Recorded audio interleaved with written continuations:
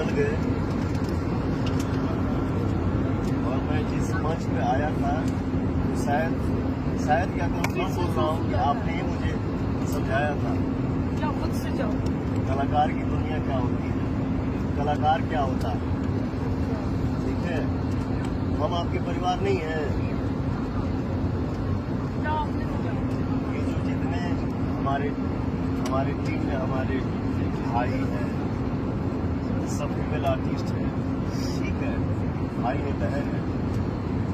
ठीक है, चिंता मत करिए, आपके बच्चे हैं ना, आपके संसार वो है कैसे बढ़िया पद पे चला जाए, अच्छा जॉब करे, घर चलाए।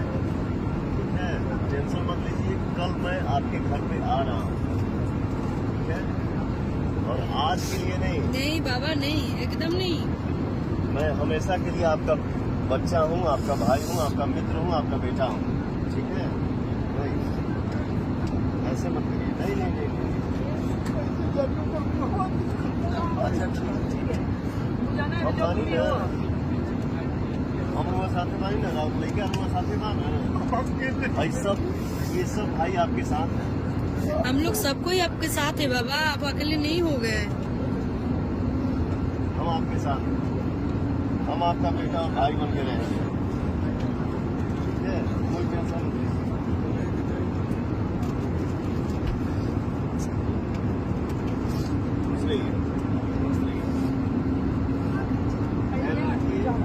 चलिए, ये संसार का सिस्टम है।